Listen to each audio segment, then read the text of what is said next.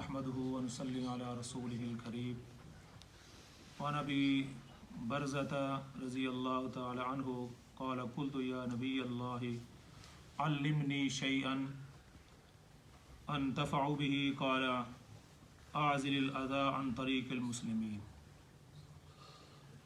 हज़रत अबू हुरैरा रज़ियल्लाहु तआला अन्हु रसूलुल्लाह सल्लल्लाहु अलैहि वसल्लम से कहते हैं, या रसूल अल्लाह सल्लल्लाहु अलैहि वसल्लम, मुझे कोई चीज़ ऐसी बता दीजिए जिस पर अमल करके मैं नफ़ा हासिल करूँ। इंतफ़ा बिही अल्लिमनी, आप मुझे ये बात सिखा देंगे। तो आप सल्लल्लाहु अलैहि वसल्लम फरमाते हैं, आज़िलिल अज़ा अन तरीक़िल मुस्लिमीन।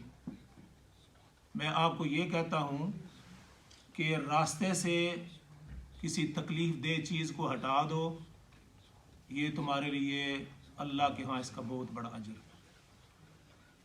रास्ते से तकलीफ़ दे चीज़ को हटा देना आज के दौर का ये माशरती बहुत बड़ा एक मसला है। इसलिए मैंने आज का ये दरस जो है ये मुंतखब किया है। जैसा कि आपको मालूम है कि पहले ये कौंसल वाले सड़कों की सफाई करते, रास्तों की सफाई करते थे। अभी आप बाहर निकले तो हर तरफ आपको डब्बे, कचरा, चीज़ें पड़ी हुई मिलती हैं जी। अगर उन्होंने उठाना छोड़ दिया है, लेकिन हमारे लिए ये हमारे नबी का ये हुक्म है कि आप कोई चीज़ ऐसी देखें रास्ते के अंदर जो किसी को तकलीफ़ देती है, और ये तकलीफ़ जो है ये जिस्मानी भी होती है और ज़हनी भी होती है। समझ आई? ये ना समझे कि किसी को जिस्मानी तकलीफ़ तो नहीं पहुंच रही, लेकिन इससे ज़हनी तकलीफ़ भी पहुंचती है। जब आदमी गंदगी को देखता है तो उसका जहन जो है उसको तकलीफ़ होती है कि ये चीज़ यहाँ पड़ी हुई है। बाज़ दफ़ा ऐसी चीज़ें लोगों ने रास्ते के अंदर फेंकी होती हैं कि आदमी का जो है ना वो दिल वो इससे ख़राब होता है। तो आप सल्लल्लाहु अलैहि वसल्लम ने 1400 साल पहले एक सहाबी जो मिले, उस वक्त इतना रवाज भी नहीं था गंदगी डालने का, हाँ जी।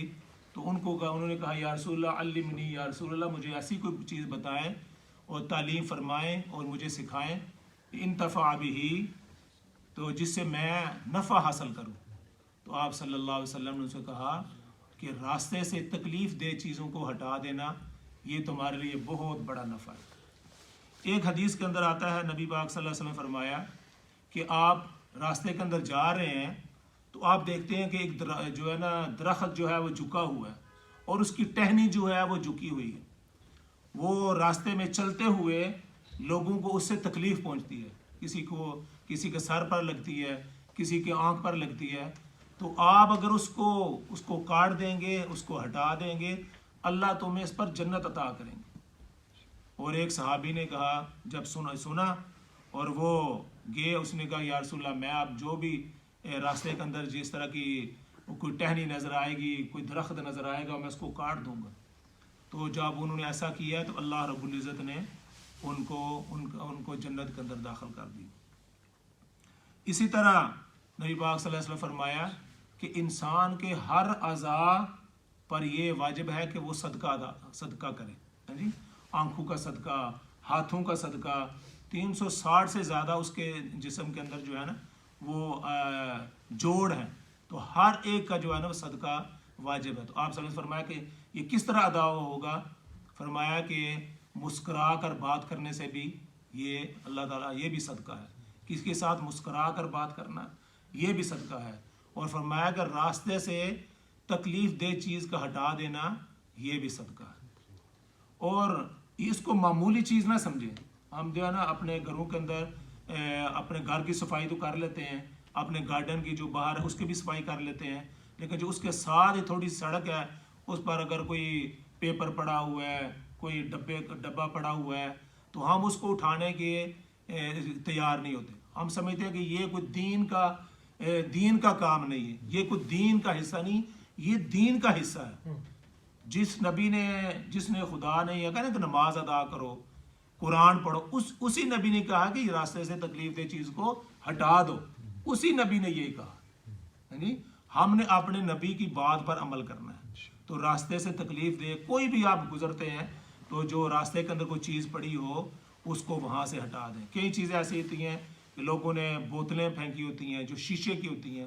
بعض دفعہ وہ آدمی بے دہانی کے اندر کسی کا پاؤں اس کے اوپر پڑ جاتا ہے, وہ آدمی زخمی ہو سکتا ہے. کوئی چھلکا جو ہے نا کیلے کا پھینک دیا ہے اس سے جو ہے نا کوئی آدمی گر سکتا ہے. یہ علیحدہ چیز ہے, یہ جسمانی تکلیف ہے. لیکن اگر کئی لوگوں نے کوئی ایسی بیہودہ قسم کی چیزیں پھینکی ہیں تو اس سے آدمی کے دماغ کو, آدمی کے ذہن کو تکلیف ہوتی ہے. مثال کے طور پر ایک حدیث کے اندر یہ بھی آتا ہے کہ نبی پاک صلی اللہ علیہ وسلم نے فرمایا کہ ایک شخص کی اس وجہ سے جنت کے اندر چلا گیا کہ اس نے مسجد کے اندر آیا اور اس نے دیکھا کہ تنکا پڑا ہوا ہے. اب یہ بہت معمولی چیز ہے. وہ تنکا اٹھا کے اس نے باہر جا کے پھینک دیا اپنے بن کے اندر. اللہ رب العزت نے اس پر اس کو جنت عطا کر دی. اور دوسرے بندے کا فرمایا, ایک بندہ آیا, وہ مسجد سے باہر نکل رہا تھا اور اس نے جاتے ہوئے مسجد کی جو سیڑھیاں ہیں, مسجد کا جو گیٹ ہے یا مسجد کا سین ہے یا گارڈن ہے, وہاں اس نے تھوک دی. تو اللہ رب العزت فرماتے ہیں کہ اس پر اس کو اللہ تعالیٰ نے جہنم کے اندر ڈال دیا. ایک معمولی, اس کو یہ تنکا اٹھانا بھی معمولی بات ہے اور تھوکنا بھی معمولی بات.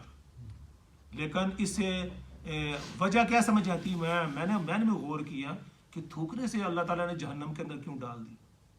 اس سے پتہ یہ چلتا ہے کہ اس سے ایذائے مسلم ہوتا ہے. مسلمان نہ بھی کوئی دوسرا بندہ بھی ہو, اس سے اس کو تکلیف پہنچتی ہے, اس کو کراہت ہوتی ہے. جب اس نے دیکھا کہ کسی نے باہر تھوکا ہوا ہے, اس نے جب دیکھا تو اس کو کراہت ہوئی, اس کے دل کو تکلیف پہنچی. تو فرمایا کہ ایذائے مسلم یہ حرام ہے. اس وجہ سے اللہ رب العزت نے تھوکنے کی وجہ سے اللہ تعالیٰ اس کو جہنم کے اندر ڈال دیا. صرف تھوکنے کی وجہ سے, جس کو ہم بالکل معمولی سمجھتے ہیں. نبی پاک صلی اللہ علیہ وسلم جو ہیں وہ اس کی تاکید فرماتے تھے. فرمایا کہ اگر آپ کو تھوک آیا ہے تو آپ نے اس کو تھوکنے کے بعد اس کو چھپا دو. آپ نے اس وقت بھی یہ تعلیم فرمائی, اس کو کیا کرو, اس کو چھپا دو.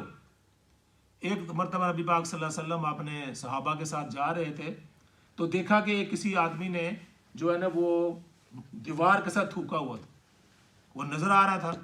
تو آپ صلی اللہ علیہ وسلم نے جب اس کو دیکھا تو صحابہ سے نہیں کہا کہ اس کو صاف کرو. نبی پاک صلی اللہ علیہ وسلم نے خود اپنی چھڑی سے اس کو صاف کر دیا, اس کو خود صاف کر دیا. یہ بتلانے کے لیے آپ صحابہ کو بھی کہہ سکتے تھے, اور صحابہ تو آپ صلی اللہ علیہ وسلم کو کام کرنے بھی نہیں دیتے. یا رسول اللہ ہم حاضر ہیں, ہماری جان بھی حاضر ہے. لیکن آپ صلی اللہ علیہ وسلم نے خود بتایا کہ یہ کتنی اہمیت کی چیز ہے, کہ آپ صلی اللہ علیہ وسلم نے اس کو دیوار کے ساتھ سے صاف کر دیا کہ اگر کسی کو تھوک آیا, کوئی ایسی بات ہوئی ہے, اگر اس نے تھوکا بھی ہے تو اس کو چھپا دے. اس سے جو آدمی دیکھے گا اس کو تکلیف ہوگی. تو کسی آدمی کو, کسی مسلمان کو, مسلمان نہ بھی کوئی بندہ ہو گزرے گا, گورا بھی گزرے گا, کوئی دوسرا آدمی گزرے گا, وہ اس کو دیکھے گا تو اس کو تکلیف ہوگی. تو تکلیف جو ہے نا, میں نے یہ غور کیا کہ وجہ کیا ہے, وہ یہ ہے کہ ایذا, کسی کو ایذا دینا, کسی کو تکلیف دینا, اس سے اس کو تکلیف پہنچی. تو ایسی باتیں بھی ہمیں, ابھی میں آ رہا تھا جب میں دیکھا کہ وہ یہ کاٹرز لینڈ کے, میں ابھی آ رہا تھا تو ایک آدمی وہ گاڑی میں جا رہا تھا, اس نے کوک پیا اور گاڑی کے سے باہر پھینک دیا سکتا. میں نے اس کو ہارن بھی بجایا, میں نے کہا یار خدا کا خوف کرو. اب وہ گھر بھی جا رہا ہوگا, گھر کے بن کے اندر بھی ڈال دے گا, گھر کے باہر بھی بن پڑے وہاں ڈال دے, لیکن اس اٹھا کر اس نے جو ہے نا وہ فٹ پاتھ کو پھینک دیا. اب آدمی وہاں سے کوئی گزرے گا, اگر نہ بھی گرے لیکن جو راستے کے اندر اس نے گند ڈال دی ہے. تو ان چیزوں کا خیال رکھنا ہے, اس کو بھی دین سمجھنا ہے. ہم نے ان کو چیزوں کو دین نہیں سمجھا. ہم نے کہا نماز پڑھ لی, روزہ رکھ لیا, حج کر لیا, ہاں جی زکوٰۃ دے, ہم تو دیندار ہیں, ہم تو دیندار. یہ بھی دین ہے. گھر کی صفائی کرنی, گھر کے باہر کی صفائی کرنی. نبی پاک صلی اللہ علیہ وسلم اپنے گھر کی خود صفائی کرتے تھے.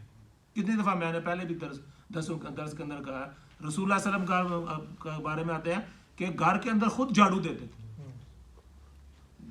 کوئی اپنا جوتا ٹوٹ گیا اس کو بھی خود گاڑ لیتے, اپنی بکری کا خود دودھ لیتے. عائشہ صدیقہ رضی اللہ تعالیٰ عنہا کی عمر چھوٹی تھی، ان کو آٹا بھی گوند کر دیتے تھے. آج کوئی گوند کے دے گا تو اس کو تو وہ کہیں گے تم تو رن کے پیچھے پڑے ہوئے، نیچے لگے ہوئے ہو. تو آپ صلی اللہ علیہ وسلم جو ہے وہ خود گھر کا کام کرتے تھے. تو گھر کے کام کا بھی اندر آپ نے ہاتھ بٹائیں، اور باہر کے جو کام ہیں، گندگی اگر پڑی ہوئی، پیپر پڑے ہوئے ہیں، چیزیں پڑی ہوئی ہیں، تو ان کا بھی خیال رکھیں، اس کو دین سمجھ کر، ثواب سمجھ کر کریں. اللہ رب العزت مجھے بھی اور آپ کو بھی اس کی توفیق عطا فرمائے. وآخر دعوانا ان الحمد للہ رب العالمین. اللہم صلی علی سیدنا مولانا محمد وعلی سیدنا محمد. ربنا آتنا فی الدنیا حسنہ وفی الآخرۃ حسنہ وقنا عذاب النار. وصلی اللہ تعالی خیر خلقہ محمد وعلی آلہ وصحبہ اجمعین برحمتک یا ارحم الراحمین.